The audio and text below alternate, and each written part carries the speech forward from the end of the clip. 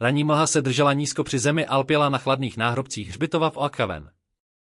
Arthur, správce hřbitova, sledoval ze dveří své malé chatrče postavu, která se stala součástí jeho ranního rituálu. A to malá holčička, nestarší než 8 let, s vlasy barvy medu a s vážným výrazem, který nepatřil na tak mladou tvář. Každé ráno přesně v 7 přicházela sama. Držela malou kytici čerstvých květin. Někdy to byly luční květy, jindy pár 7 krásek, pečlivě svázaných stéblem trávy. Vždy zamířila ke stejnému hrobu na vzdáleném konci pozemku. Byl to hrob, který nezapadal mezi ostatní. Žádný anděl, žádný vyleštěný mramor. Jen hrubě otesaný kus žuly s vyrytým jménem Michael Gris Kowalski a pod ním znak motocyklového klubu, had obtočený kolem pístu. Dívka Elara si klekla do vlhké trávy. Její malé prsty jemně očistily kámen od spadaného listí a mechu. Poté položila květiny do malé improvizované vázy staré sklenice od džemu, kterou tam nechávala. Nikdy se nemodlila. Jen tam tiše seděla několik minut, její malá ramena schrbená, jako by nesla tíhu světa. Arthur ji sledoval už několik měsíců. Zpočátku si myslel, že je to vnučka, která navštěvuje svého dědečka. Ale něco na tom bylo špatně. Její samota byla příliš hluboká, její rituál příliš slavnostní. Nikdy nepřišla s rodiči. Nikdy se neusmála. Ten den, když odcházela, se jí vítr opřel do tenkého kabátku. Arthur si všiml, že je obnošený, rukávy příliš krátké. Její boty byly promočené ranní rosou. Se mu sevřelo. Později odpoledne viděl přijet černé, nablízkané auto. Vystoupil z něj muž v dokonale padnoucím obleku, pan Sterling. Byl to místní realitní magnát, muž, který se vždy usmíval do kamer a přispíval na charitu. Vlastnil polovinu města, včetně malého domu, kde Elara žila se svou matkou Jennifer. Sterling přistoupil k Elaře, která si hrála u brány hřbitova. Jeho úsměv byl široký, ale jeho oči byly chladné jako led. Arthur byl příliš daleko, aby slyšel, co říká, ale viděl, jak mužová ruka sevřela dívčino rameno. Elara sebou trhla a sklonila hlavu. Sterling se k ní naklonil a něco jí zašeptal. Její malá tvář zbledla. Pak ji pustil, upravil si kravatu a odjel. Arthur cítil v žaludku ledový uzel. To nebyl projev náklonnosti. To byla hrozba. Druhý den ráno Elara nepřišla v 7. Arthur čekal. 8 hodin. 9. Srdce mu bušilo úzkostí. Nakonec se objevila, ale tentokrát nebyla sama. Za ní kráčela její matka Jennifer, žena s pohledem tak zlomeným, že to Arthura bolelo. A vedle nich kráčel pan Sterling. Sterling držel Elaru pevně za ruku. Dívka neměla žádné květiny. Došli ke Grisovu hrobu. Sterling se zastavil a s pohrdáním se podíval na hrubý kámen. Tak tohle je to místo, řekl hlasem, který se nesl tichým hřbitovem. Přestaň sem chodit. Je to ztráta času. Jennifer se neodvážila promluvit. Jen stála, ruce spojené před sebou, a dívala se do země. Elara zvedla hlavu. V jejich očích byla jiskra vzdoru. Slíbila jsem to. Sterling se zasmál, byl to ošklivý, ostrý zvuk. Sliby dané mrtvým nic neznamenají. Teď půjdeme, zatáhli ji za ruku. To bylo pro Arthura příliš. Věděl, že musí něco udělat. Ale co? Zavolat policii?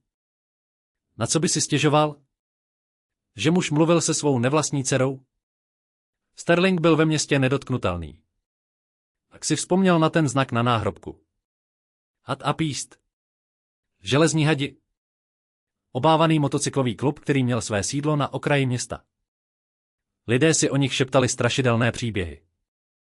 Říkalo se o nich, že jsou to zločinci, násilníci. Arthur se jich bál jako všichni ostatní. Ale pohled na Elarinu tvář, když ji Sterling táhl pryč, v něm něco zlomil.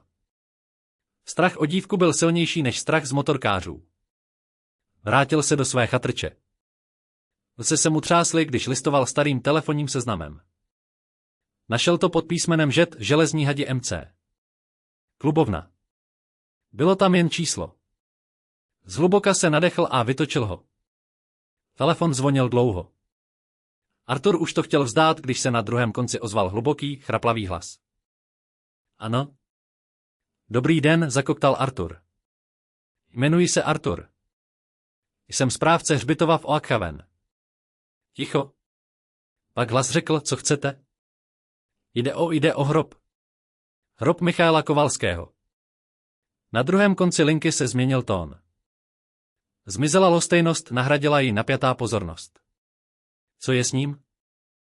Ne, s hrobem nic není. Jde o tu holčičku. Co tam každý den nosí květiny, Arthur polkl. Myslím, že je v nebezpečí. Rychle a roztřeseně popsal, co viděl. Pan Sterling. Jeho chladné oči. Způsob, jakým se dotkl Elary. Jak jí dnes zakázal přijít. Hlas na druhém konci jen poslouchal. Nepřerušoval ho. Když Arthur domluvil, na okamžik bylo ticho. Pak muž řekl jen 2 slova. Kde bydlí? Arthur mu dal adresu. Děkuji, řekl hlas. A zavěsil. Arthur seděl u stolu a zíral na telefon. Co to udělal? Možná právě rozpoutal peklo. Možná to všechno jen zhoršil. V klubovně železných hadů položil Markus, známý jako Pres, telefon zpět na vidlici. Místnost stichla. Všichni muži v kožených vestách, muži s tvářemi ošlehanými větrem a s tetováním vyprávějícím příběhy, se na něj dívali. Pres se otočil ke svému zástupci, obrovskému muži jménem Tank. Grizová holčička má potíže. Nebylo třeba dalších slov. Nebylo třeba žádné debaty. Kodex byl jednoduchý a absolutní. Chránit ty, kteří se nemohou chránit sami. A Grizova rodina byla pod jejich ochranou, i když o tom nevěděla. Tank přikývl. Židle škrábaly po podlaze. Muži se zvedali jeden po druhém. O to jako sledovat probouzející se smečku vlků. Ohybovali se s tichou efektivitou. Zapínali si bundy. Upravovali si vesty se znakem hada. Pres si vzal svou vestu z opěradla židle. Na vnitřní straně byla malá, vybledlá fotografie. Griz a on o 20 let mladší v armádních uniformách někde v poušti. Bratři ve zbrani tehdy, bratři v klubu až do Grizovy smrti. Jdeme, řekl Pres tiše. Před klubovnou se ozval řev jednoho motoru, pak druhého, třetího. 20 těžkých strojů ožilo a jejich dunění otřásalo zemí. Vytvořili formaci a s Prezem v čele vyrazili do města. Lidé na chodnících se zastavovali a s obavami sledovali dunící kolonu. Železní hadi málo kdy jezdili městem v plné síle. Jejich přítomnost znamenala, že se něco děje. Něco vážného. Je do klidné předměstské ulice s upravenými trávníky a bílými ploty. Zpomalili před jedním domem, který vypadal dokonale. Až příliš dokonale. Bylo to Sterlingovo sídlo. Motory stichly. Náhlé ticho bylo ohlušující, zlověstnější než předchozí řev. 20 mužů sesedlo z motorek. Jejich těžké boty dopadaly na asfalt s jednotným rytmem. Obklíčili dům tichá armáda z kůže a oceli. Uvnitř domu Jennifer plakala. Prosím, Roberte, nechý být. Je to jen dítě. Robert Sterling se na ní ušklíbl. Přesně. A děti se musí naučit poslušnosti. Ta malá holka mě nerespektuje. A ty taky ne, zvedl ruku. V tu chvíli se ozvalo zaklepání na dveře. Nebylo to zdvořilé zaklepání. Bylo to těžké dunivé bušení, které otřáslo celým domem. Sterling se zarazil. Kdo to sakra je, zavrčel. Šel ke dveřím a prudce je otevřel. Na prahu stál Pres. Za ním se rýsovaly siluety ostatních členů klubu, jejich tváře byly ve stínu nečitelné. Sterling se na okamžik zarazil, ale jeho arogance rychle zvítězila. Co chcete? Tohle je soukromý majetek. Pres se na něj podíval. Jeho pohled byl klidný, ale měl v sobě váhu žuly. Hledáme Elaru. Sterling se posměšně zasmál. Holka? Co je vám do ní? Vypadněte, nebo zavolám policii. Už jsme ji zavolali, odpověděl Pres. Jsou na cestě. Ale nejdřív si promluvíme my. Nemáme si o čem povídat, odsekl Sterling a pokusil se zavřít dveře. Tankova obrovská ruka dveře zastavila. Dřevo zasténalo. Myslím, že máme, řekl Pres a vešel dovnitř. Ostatní ho následovali a zaplnili chodbu. Jejich přítomnost jakoby vysála všechen vzduch z místnosti. Sterling ustoupil. Jeho sebejistota začala praskat. Tohle je vniknutí na cizí pozemek. Budete litovat. Litovat budeš ty, Sterlingu, řekl Press a jeho hlas zněl jako skřípění kovu. Mluvili jsme s několika lidmi. S lidmi, které jsi podvedl. S lidmi, kterým jsi zničil život. Sterling zbledl. Nevím, o čem mluvíte. Opravdu, Press udělal další krok. Mluvili jsme s rodinou muže, kterému jsi ukradl firmu. Muže, který pak ztratil všechno. Muže jménem Michal Kovalsky. Při zvuku toho jména sebou Sterling viditelně trhl. Chris byl náš bratr, pokračoval Press. Byl to dobrý člověk. Ty jsi ho zničil. Vzal si mu všechno, co vybudoval a nechal si ho z dluhy, ze kterých se nikdy nemohl dostat. Toho zabilo. Nenehoda na motorce. Zabil si ho ty. Jennifer, která stála schovaná za rohem, zalapala po dechu. Vždycky tušila, že na smrti jejího prvního manžela bylo něco víc, ale Sterling jí namluvil, že Chris byl jen nezodpovědný a špatný v podnikání. To jsou lži, vykřikl Sterling, ale jeho hlas byl tenký a nejistý. Nemáte žádné důkazy. Ale máme, řekl Press tiše. Chris si vedl záznamy. Všechny. Každou falešnou fakturu, každý podvodný převod. Myslel si, že je schoval dobře. Ale řekl mi, kde jsou pro případ, že by se mu něco stalo. Trvalo nám roky, než jsme je našli. Ale našli jsme je. Před hodinou jsme je předali šerifovi. Sterlingova tvář se zhroutila. Maska okouzlujícího obchodníka se rozpadla a odhalila zbabělce pod ní. Zíral na Preze s vytřeštěnýma očima plnýma paniky. Ty parchante, zasípal. Tak se jeho strach změnil ve vztek. Vrhl se na Preze. Byla to chyba. Press se ani nepohnul. Tang ho chytil za límec jednou rukou a zvedl ho do vzduchu, jako by nic nevážil. Sterlingovy nohy se bezmocně zmítaly nad zemí. Dost, řekl Press. Tang ho pustil.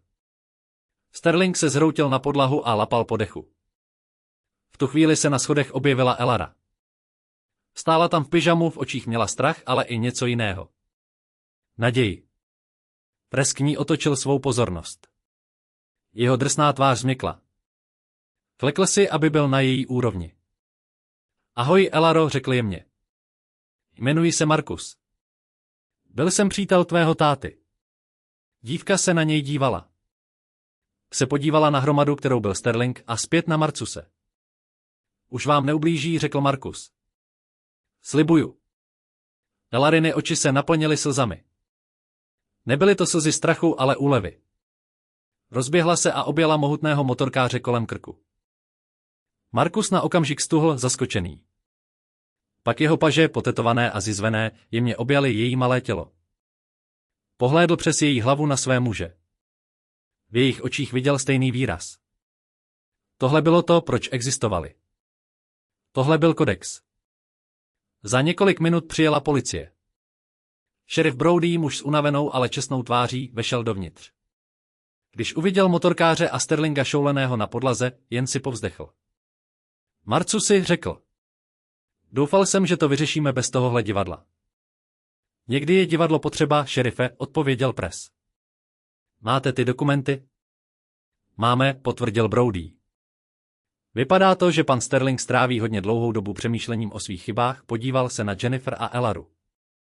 Paní Sterlingová, jste vy a vaše dcera v pořádku? Jennifer přikývla, neschopná slova. Policisté odvedli Sterlinga v poutech. Když procházel kolem Preze, zastavil se. Zničím vás, zasyčel. Press se jen usmál, byl to chladný, neveselý úsměv. Už si to zkoušel. Nepovedlo se. Když policie odjela, v domě zavládlo ticho. Bylo to nové ticho, nenapjaté a plné strachu, ale klidné a bezpečné. Jennifer se konečně rozplakala. Děkuji, zašeptala.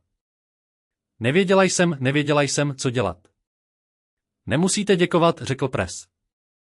Chris byl náš bratr. Jeho rodina je naše rodina, podíval se po domě s neskrývaným odporem.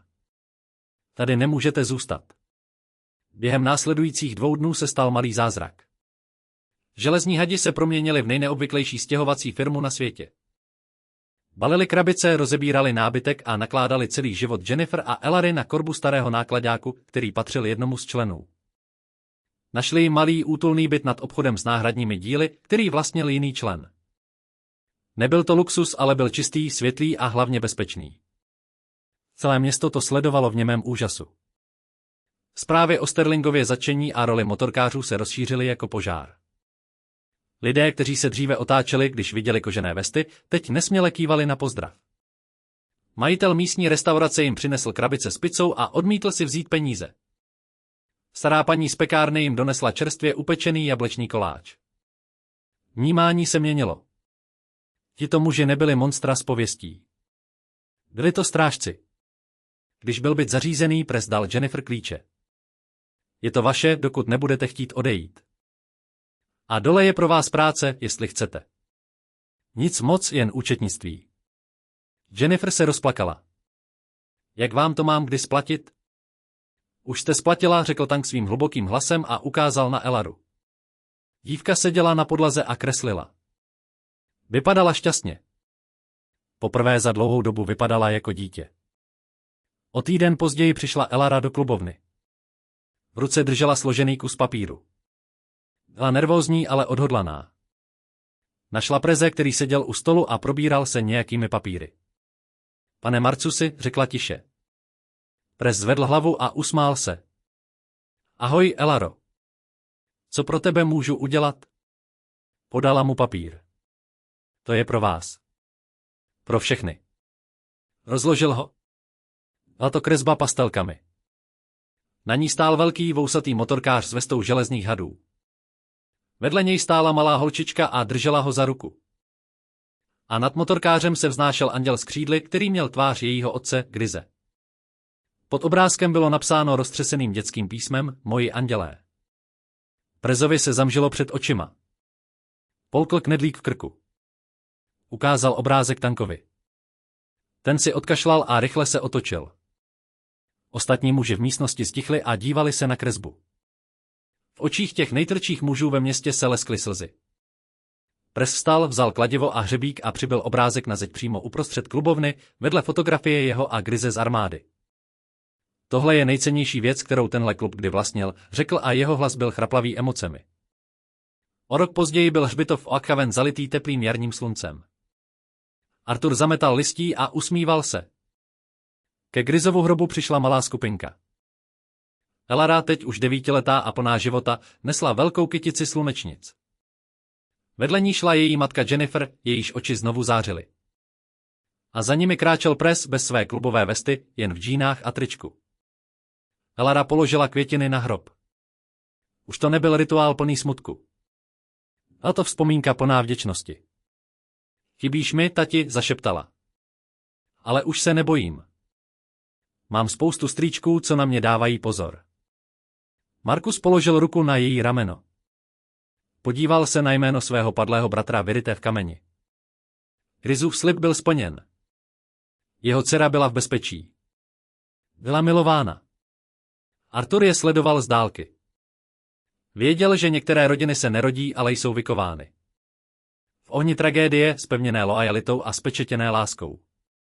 Někdy, pomyslel si, ti nejdrsněji vypadající lidé mají ta největší srdce. A někdy, jen někdy, hrdinové opravdu jezdí na Harlejích.